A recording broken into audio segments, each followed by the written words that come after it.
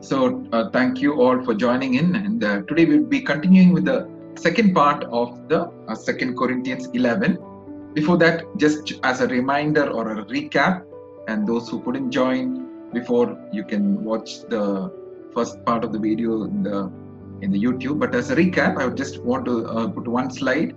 We saw what Paul discussed in the first 15 verses of 2 Corinthians 11 about Paul was saying about his credentials, why he was defending his credentials. We saw how Paul was like a spiritual father to the Corinthian church, how he had espoused them or introduced them to the bridegroom, Jesus, and he was having that godly jealousy that no one should distract them, or Corinthians should not follow into spiritual adultery.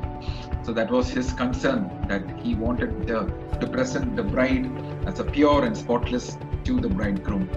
And we saw about another Jesus or another spirit which the Corinthian church were seen to be accepting, and how Paul was saying that it was not good of them to do that. And he also asked them this question, that am I preaching the gospel free of charge, and is it wrong, or is it a sin that you take me lightly, or take my words lightly, or take my selfless love lightly? Then we saw the Paul's manner of defense against the fake apostles. We saw 3 or 4 kinds of apostles, false teachers, false shepherds. We saw different kinds of people. And finally, we saw the 3 forms of Satan's workings, like a serpent, like a lion, like an angel of light. Last week, after we finished this Bible study, we got a message. They had a doubt on what is like a lion or something, or like a serpent. The Spirit of God had spoken to them powerfully, even through that one slide. So praise God for the ways that He's working in our hearts, and we are all open. Even I am open to hear and receive what the Holy Spirit wants to speak to us. The author of the Word of God wants to teach us, yes, even through this word. Even before we start, shall we look to the Lord in prayer? Our gracious Heavenly Father, we thank you, Lord, for this wonderful day that you have given us. Even as we look into your word, I pray that you will open our eyes, you will open our ears to hear what you want to speak to us, Lord. We pray that you will garrison our minds and hearts in total concentration to your word. I pray that you will take away all the distractions in the mighty name of Jesus, O God. We pray for the Zoom connection. We pray that there will be uninterrupted connection. And I pray, O God, that whoever will be listening to this word will be, Lord, edified and built up, O God. And I pray that you will strengthen them and exhort them, O Father. They will receive all the instruction in righteousness, O Father. We thank you, we praise you. In Jesus' mighty name we pray. Amen. Amen. Yes. So we finished the recap, and we will be now going to the second part of 2 Corinthians 11. In case you join now, if you remember, the first verse of this chapter also starts with something called aphrosune.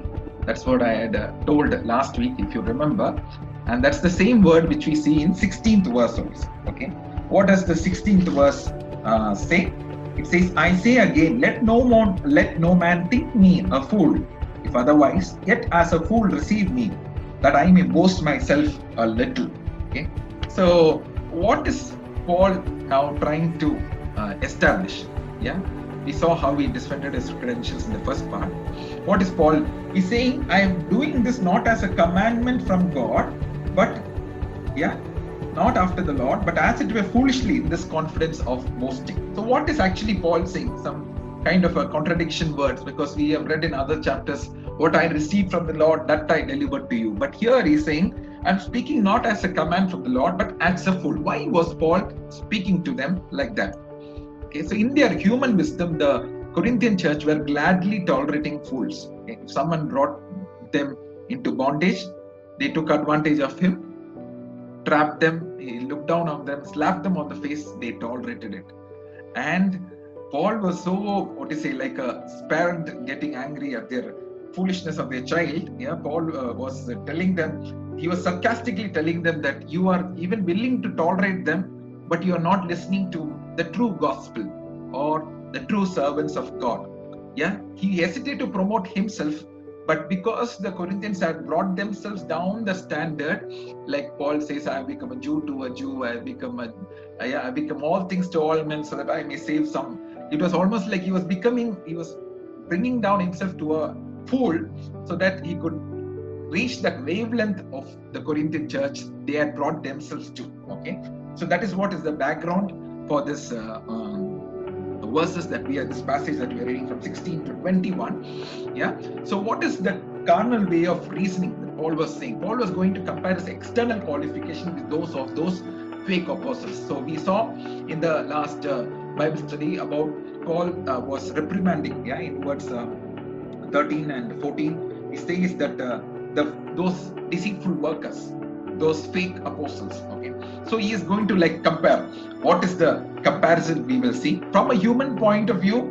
Paul's credentials was exquisite. Okay, yeah. So this was not any godly way of reasoning. What is Paul saying? Can I ask one of you to read?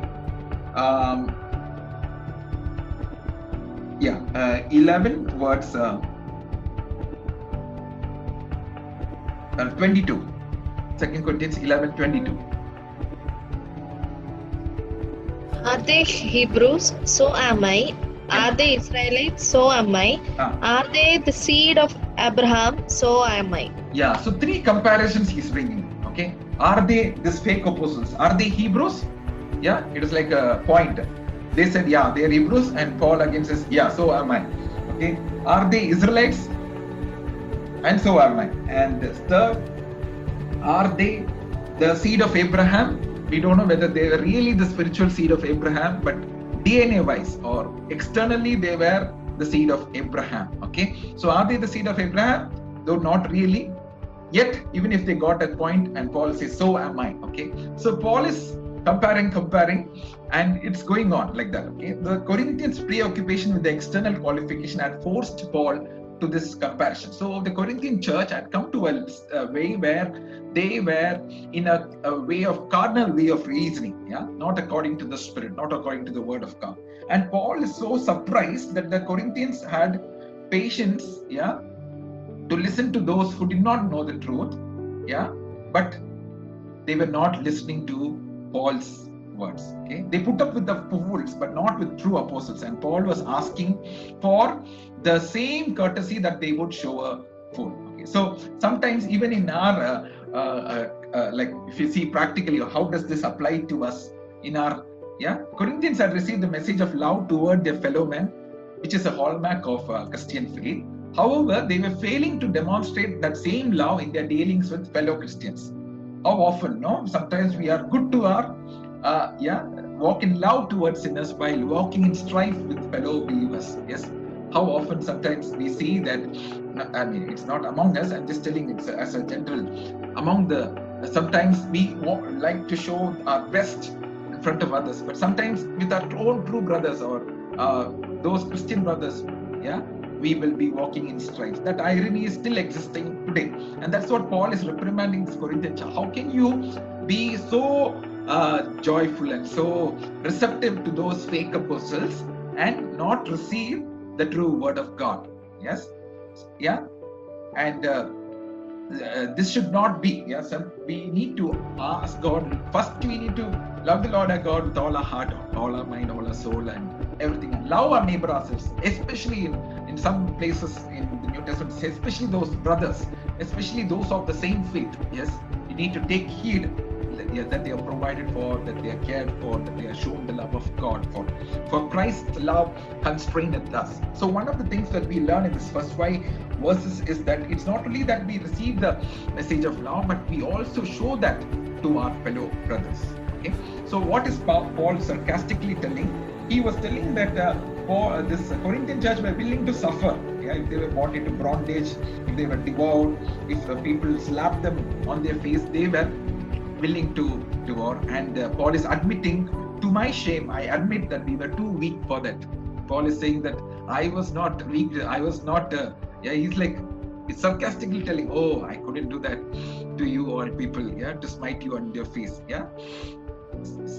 So he's telling that his unselfish love, that unconditional love, that love which did not look for anything, but he's saying even that love had been refused by the Corinthian church. Yeah, and he was saying these things to make their hypocrisy evident to them.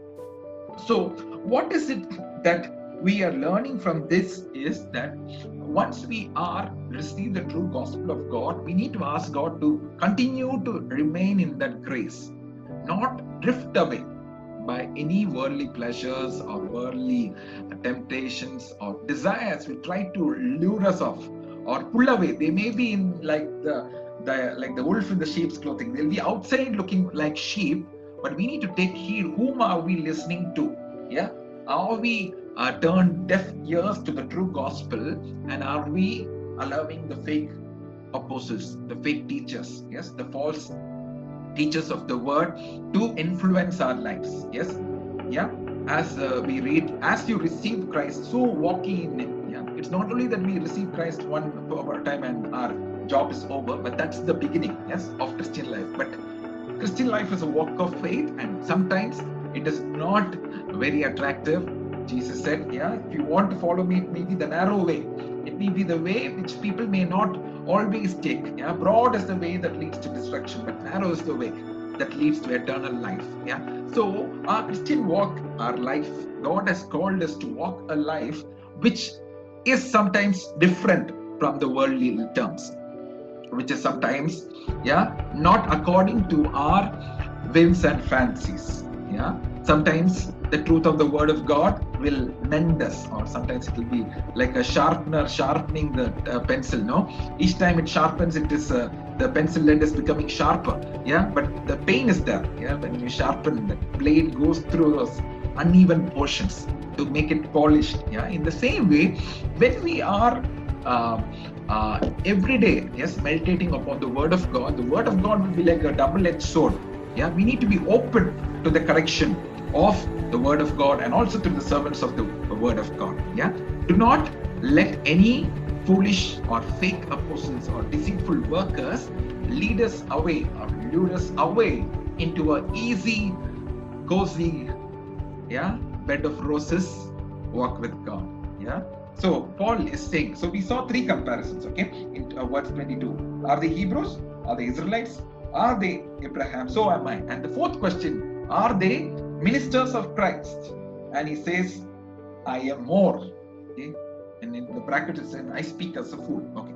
So Paul knows very well that his blood ancestry does not make him an apostle or a servant of Jesus. But many of these eminent or these fake apostles, they implied that it was important. Yeah, Paul did not want to be making himself boast or put himself ahead of others like this. But the situation in this chapter had brought him. What is Paul's actual true intention? If you read in 2 Corinthians 10, verse 17, it says, for he that glorieth, let him glory in the Lord. So Paul's boasting would have been always in the Lord. Yeah, yeah. Any good thing that Paul was in, it came from the Lord. We read in 1 Corinthians 4:7. So it was not the original, but he's saying here in brackets it says, as speak as a fool. So as the Corinthian church had brought themselves down in that standard, so he had brought themselves into that place where they will understand, yeah, are they Hebrews? I am Hebrews. Are they Israelites? I am Israelites. Yeah, I am the seed of Abraham. I am the seed of. Are they ministers of Christ? Are they proving themselves or masquerading as the apostles of Christ? Yeah, but I am a true minister of Christ. And what are we coming to? Yeah, what is the meaning of minister? Anyone can unmute and say, minister in the Bible. We know the prime minister, the chief minister. Today's elections happen in some states. Yeah, the true biblical meaning or the Greek word minister comes from a word called diakonos. It means a humble servant or a menial worker. Okay, and these eminent apostles had inflated the idea of the minister to make it as a position of exaltation or a privilege. And Paul explains very clearly what qualified him to be called a minister of Christ, and what it in turn disqualified those fake apostles who were trying to show themselves great. Yeah. So we will see what. So Paul is starting from words. So till now, all those comparisons was almost like same. Finally, he is bringing them on a big list of the things which he had in labors more abundant. Yeah, till now it is almost like same. But from 23 onwards, are they ministers of grace? I am more. Okay, and in labors more abundant, in stripes above measure, in prisons more frequent, in deaths often. So I am a minister of Christ because I work harder than any of the others apostles for Jesus. Can we read this verse? 1 Corinthians 15 verse 10. One of you can unmute and read.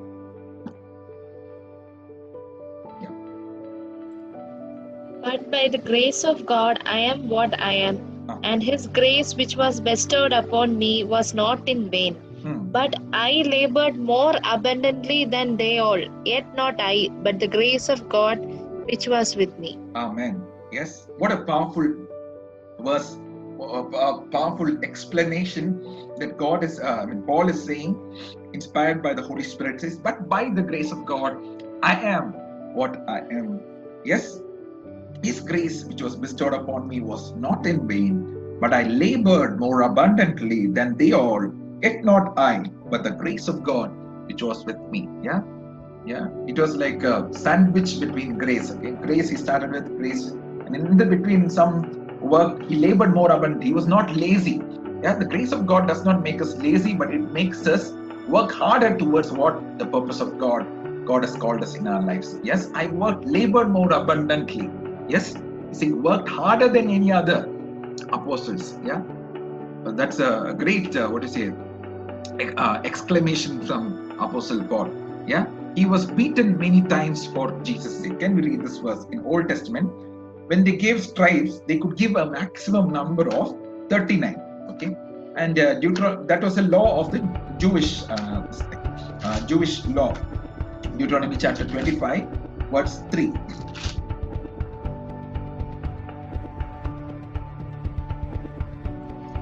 "40 stripes he may give him, and not exceed, lest if he should exceed and beat him above these with many stripes, then thy brother should seem vile unto thee." Yeah. So here, Paul is saying, I have been beaten with many stripes. Yeah. He couldn't even, the number of beatings or the number of stripes, it couldn't be even properly counted. Yeah. How much ever he could count, it says stripes above measure. Yeah. What a statement, no? And also, he was going through it says of the Jews received 40 stripes save one. So they had a rule. Yeah, they would not beat above 40. So they had a like a count. Yeah, less than 40. So 40 minus 1, 39. Okay, so 39 into 5 times I received from the Jews alone. Yes, that means like 195 times. Yeah, that was the one form of punishment. And the Romans' punishment was this beating with rods. Okay, these rods were so cruel a process that once it was done on the feet, it resulted in broken bones.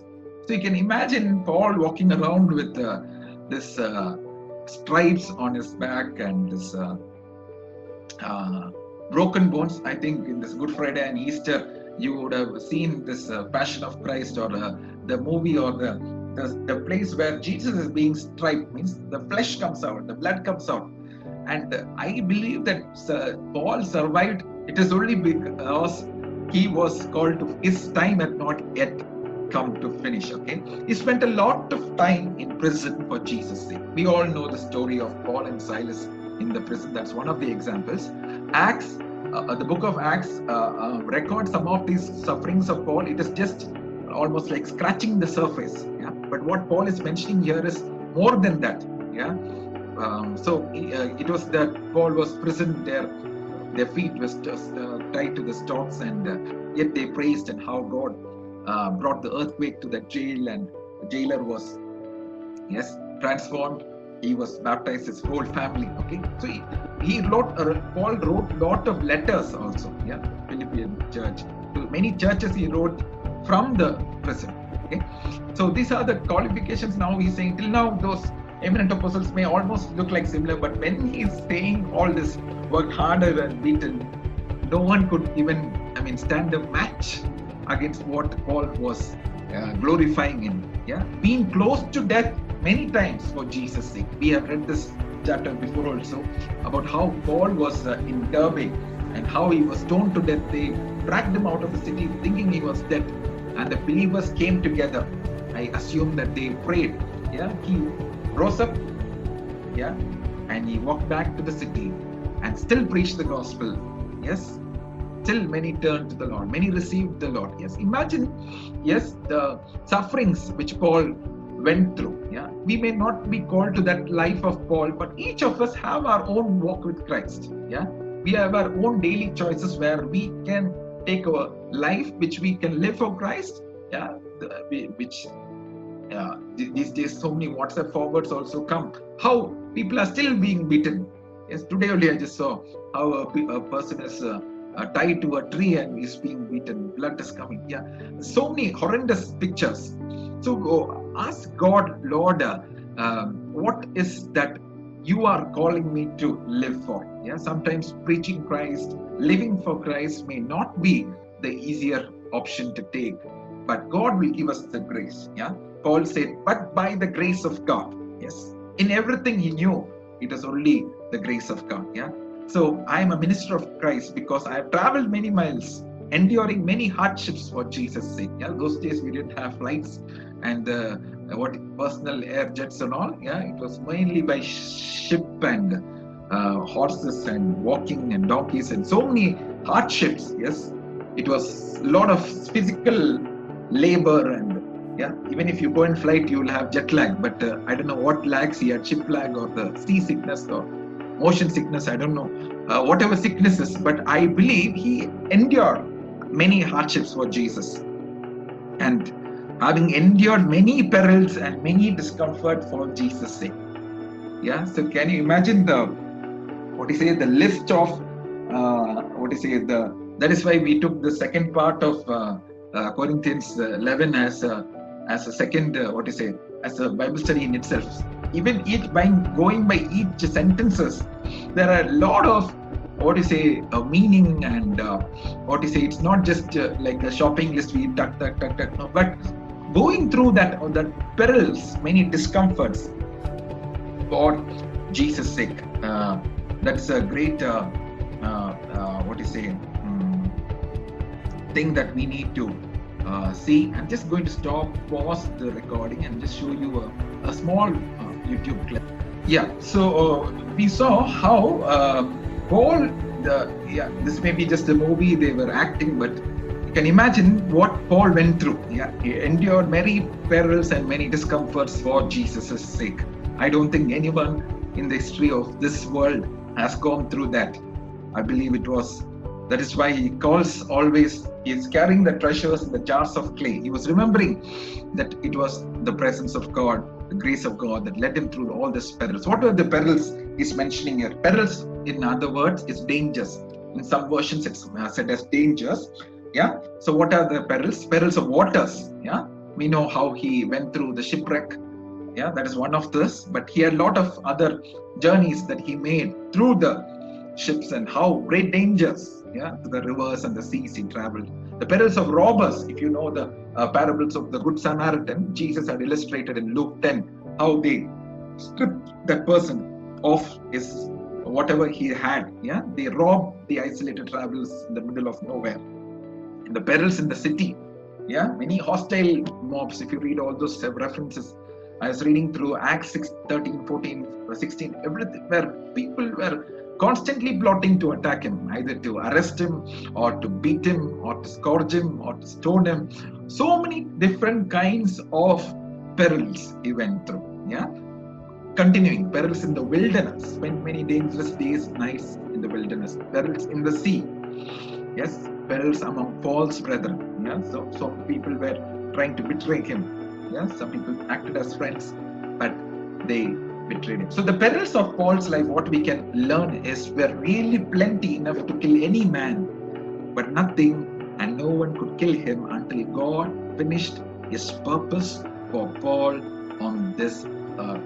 Amen. That is a great encouragement Yes, if you forgot all the perils and all the destructions, one thing we can take from this is that God has not finished with us yet. Yes, if we are breathing one more day, if you're woken up, it is for the glory of God. It is for the purpose of God to be fulfilled in our lives. Amen. Yes. Yeah. No one could take him. Yeah. In that video, we see the final punishment Paul is going to have is decapitation. Yes. But yes, he died with decapitation. His head was taken off. But till he had finished the purpose, till he had written those 13 or 14 books of the New Testament, till he had finished strengthening people in the work of God, till he had finished raising up spiritual children, till he had finished doing the miracles. Yes, extraordinary miracles were done by the hands of Paul.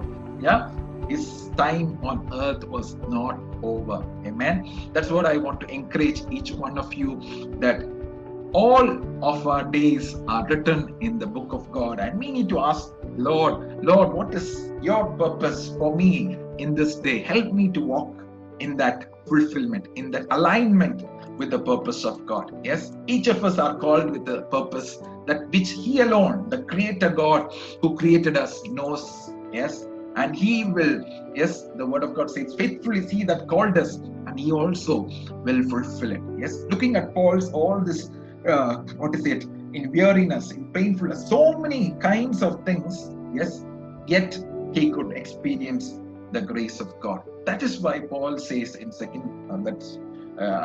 will be discussed in the next chapter, that I will glory in my infirmities, that the power of Christ may rest upon me. Yes, in all this, beatings, we can imagine what weakness that Paul must have gone through, that he can only say that every day he was walking because of the power of Christ which was dwelling in him. Amen. I am crucified with Christ. I think this nails it all when Paul says that, in weariness, in toil, in sleeplessness, often in hunger, in thirst, in fastings, often in cold and nakedness. He lived a hard life. Yes, living as a missionary, traveling and preaching the gospel. So this Galatians 2:20, even as we saw, it says, I am crucified with Christ. Yes, that means all my pleasures and all my own desires. Nevertheless, I live, yet not I, but Christ liveth in me.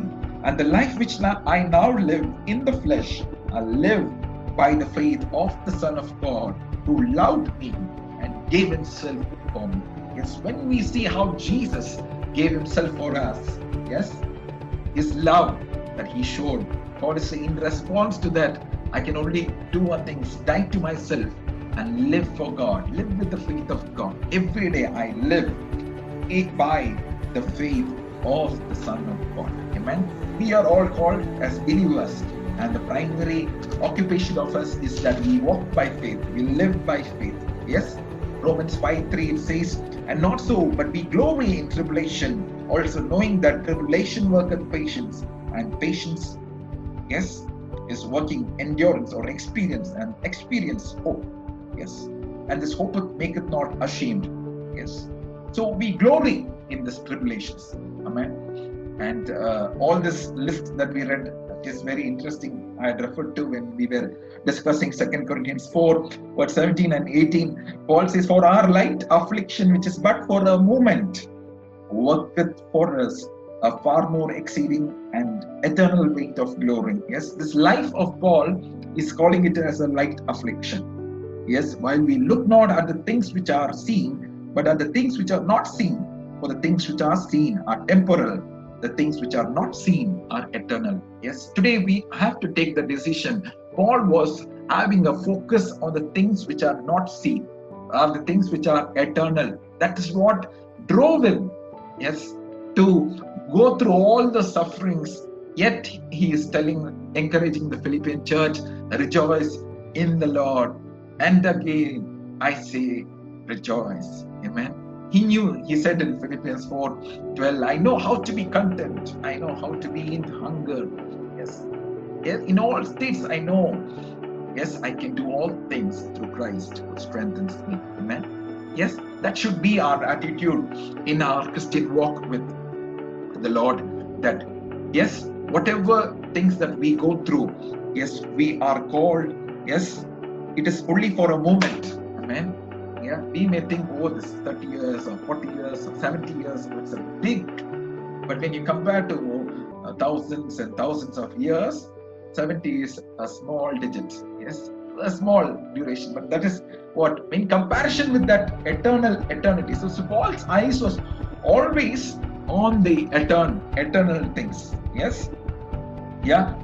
That is why he could say that when we compare with that glory, yes, this light affliction is working for us a far more exceeding an eternal weight of glory. Amen. Yes. Yes.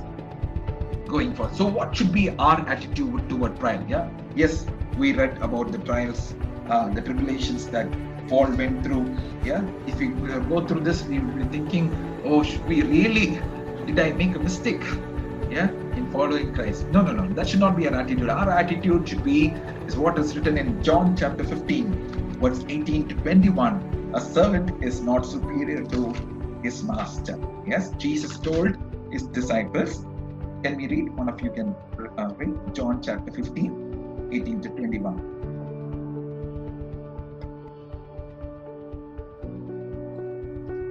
If the world hate you, you know that it hated me before it hated you. Yeah, till 21.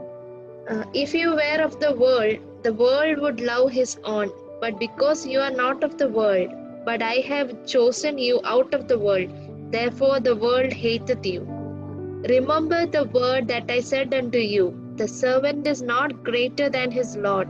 If they have persecuted me, they will also persecute you.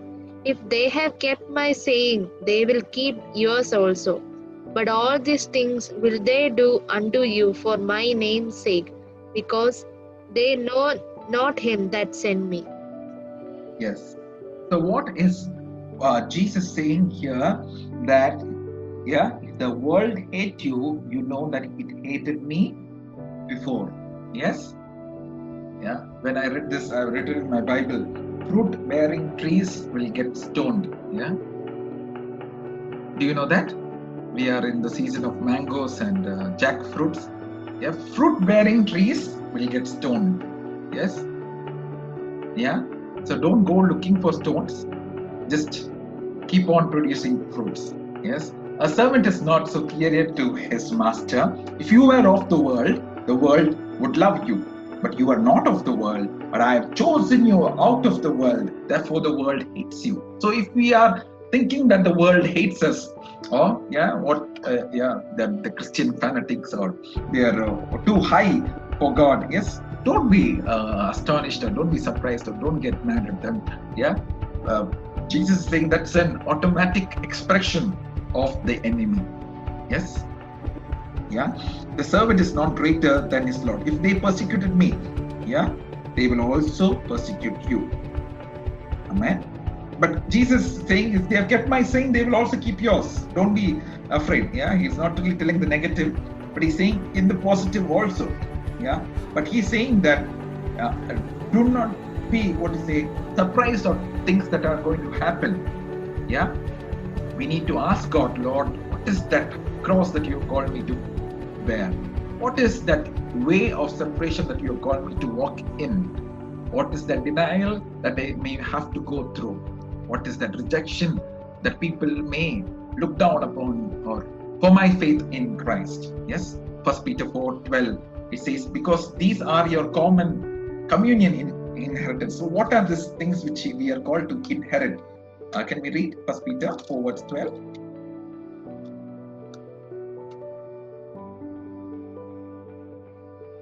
It says, beloved, think it not strange concerning the fiery trial which is to try you, as though something strange was happening to you. But rejoice in as much as you are partakers of Christ's suffering, that when his glory shall be revealed, ye may be glad also with exceeding joy. Verse 14 and 15, if you be reproached for the name of Christ, happy are you, for the Spirit of glory and of God resteth upon you. On their part he is evil spoken of, but on your part he is glorified. Yes, but let none of you suffer for the wrong things, is what it says in 15. Yeah, so if you are suffering for the right things, and in the Aramaic, this clause is added because these things are your communion in inheritance. Yes, do not think it strange, beloved. Yeah, if you are reproached for the name of Christ, the Spirit of glory, the Spirit of God rests on you. Yes, when His glory shall be revealed, you will be glad. Yes, for a moment we may be reproached, we may be looked as separated from the crowd, but all these are part and parcel of following Jesus. Hebrews 13:11 to 13. Christian walk or following Jesus is not popular. Yes, what does it say? Hebrews 13:11 to 13.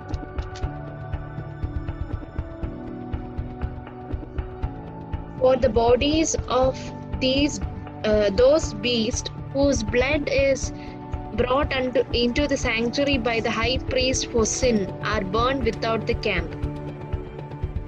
12 and 13. Wherefore Jesus also, that he might sanctify the people with his own blood, suffered without the gate. Let us go forth therefore unto him without the camp, bearing his reproach. Yeah, so this is the King James version. Without the gate means outside the gate. Okay, let us go forth unto him outside the camp, bearing his reproach. Yeah, if you had seen in this Good Friday and Easter, they were talking about Jesus being crucified on the Mount Golgotha. Yes, that was on the outside of the city. Yes, let us go forth therefore unto him, bearing the reproach. Yes, amen. Yeah, it is identifying with Jesus. It is away from the crowd. It is in a place of shame. It is in a place of crucifixion. It is in a place of neglection from the people. Yeah, it's a place away from the crowd. Let us go forth, is what the writer to the Hebrews is saying. Yeah, for we have here no continuing city, but we seek one to come. Yes. So what should be our attitude towards these trials? Is that do not think it as strange. Yes, a servant is not superior to his master. And in the world, following Jesus may not be a popular thing. Yes, going forward with what Paul was describing, besides the other things, what comes upon me daily, all these external factors, there's my deep concern for all the churches. Yes, that's what really, truly exemplified, even in all these busy schedules of missionary journeys and establishing churches and getting present and everything, wherever he was in prison or he was outside, wherever, his deep concern for all the churches was deeply evident. Yes, Paul's burden was not only physical, but they were also emotional. Yes, in case you are thinking, oh, I have not gone through any of this physical torment, sometimes we may go through emotional torment. It may be from our own friends, maybe from the world, maybe from our own family members, it may be from Satan, or whatever it may be our circumstances. Yes, Paul went through that. Yes, that which bears me down, which is upon me as an intolerable load. Yes, this burden was like that. It is always with me. I have no vacation for it, is what he's saying. The meaning of it, the care, the compassion, the concern for all the churches. Yes, that is what is really setting apart Paul from the rest of these fake apostles. That deep concern. Yeah, it's like the parent for the children. Yes, providing everything. Yeah, making sure that they have the uniform. They making sure that they have the lunch to take to school. Yeah, it is like that. His deep concern, making sure that the children of God were walking. Yeah, they were not just drinking the milk, but they will go forth and drink the meat of the word of God. They will not be carnal, they will not be worldly, but they will be spiritual. Yes, they will be filled with the Holy Spirit. They will use the gifts of the Holy Spirit in the right way, in the right balance. They will walk in the love of God. They will pray in the Holy Spirit. That was his deep concern. Yes, if you wake up Paul in the middle of the night, he will be uttering. Yeah, he says, I thank my God always in remembrance of you. Yes, that you will be strengthened in the inner man. Yes, that the light of the gospel will enter your hearts. Yes, that you will be lightened, that you will know the love of Jesus. What is the depth? What is the height? What is the, yeah, is life was a lifestyle of prayer. Yes, he was praying for all the churches. Yes, so and he not only praying, he was also praying, asking the believers or asking the churches also,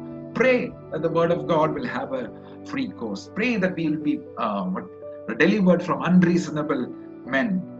Amen. He's saying, great and wide door, effectual door of ministry is open, but there are great many adversaries. Yes, he was a man of prayer. He was a man of discernment. He knew, it was not just it was not just the physical torment, but there was a spirit behind it. Yes, Jesus said, unless you bind the strong man, you cannot plunder the house. Yeah, the deliverances that he was seeing in his ministry, he was battling it in prayer. He was winning victories in prayer. That is what, that care, that compassion, the concern for all the churches. So that is, so besides all this, you may have thought that all this physical torment is nothing with the great burden that I carry in my heart. That's why Paul said, you may have a lot of instructors for you or a lot of teachers, but you have very few fathers. I have fathered you, is what Paul says. Yeah, he was a man of God, led by the Holy Spirit. Yes, I want to introduce you another Greek word, and we'll be finishing soon. Agrupnia. It's from Strong's Concordance. It's sleeplessness. Okay. Yeah, Paul went through sleepless days, sleepless nights. Yes. Yeah. Therefore, watchings. Yeah, it refers to Paul was so intent on seeking the Lord that sleep fled from him. Yeah, that was the passion of Paul. Passion that he was called to walk in fulfilling the purpose of God. This happened to many people in the Bible. Yes, including Jacob. He wrestled through the night. Yeah, with the angel. He saw Darius having sleepless night. You saw Jesus. Throughout the night, he prayed. We see the church earnestly praying. Yeah, when James was killed, yes, they thought, no more we are going to allow the Satan to take away all our apostles. They were earnestly praying so much that when Peter was rescued out of the jail and knocked the door, they were really thinking, is it Peter? Yeah, so much they were earnestly praying. Yes. How is our watching in prayer? Other scriptures is Luke 12:37 and Ephesians 6:18, where it says, praying always with all prayers for all saints, praying in the Holy Spirit. One of the last the spiritual armor of God, the last verse, praying always in the Holy Spirit. Yes, the Spirit of God will give us the grace to fulfill all that He has called in prayer. Yes, finally he says, God knoweth. Yes, all these things. Yeah, if Paul had not written, I don't know whether we would have had any record of Paul's things, but he's saying that, verse 31, the God, yeah, if I must needs glory, I will glory of the things which concern mine infirmities. The God and Father of our Lord Jesus Christ, which is blessed forevermore, knoweth, and that I lie not. God knoweth. Yes. One of the things that we have to recognize in this world, all that we do for God, even if people do not know it or observe it or comment about it, our God knows about it. Yes, Jesus said that even a cup of cold water given to a prophet will not lack the prophet's reward. Yes, how much more when we do? Yes. Yes, small or big things, God knoweth. Nothing is hidden from the sight of God. Amen. And He will reward according to our works, is what we read. Yes, God, there is a book of remembrance where everything is being recorded. Yes, God knoweth. Yes, Paul I don't know whether he would have forgotten to describe other things which he went through, but he's all ended up this chapter saying that, yeah, all I'm telling about all this, you may think that, oh, are you still living after all this?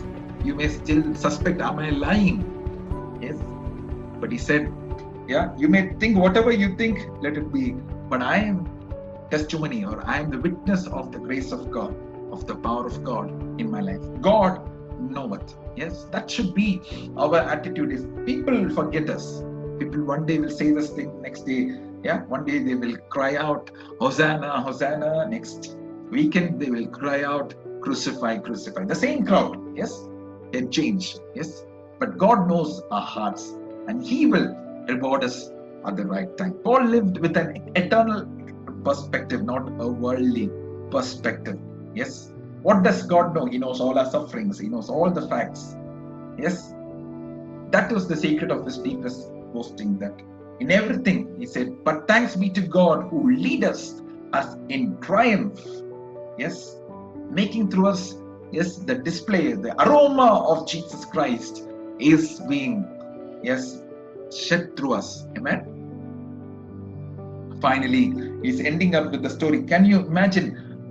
Someone in his biodata writing, I was present so many times. I was beaten up. That is what is Paul's biodata. Finally, he's finishing with one more thing. Through a window in a basket, I was let down by the wall and escaped in his hands. Imagine, yes, Paul, like if you remember this.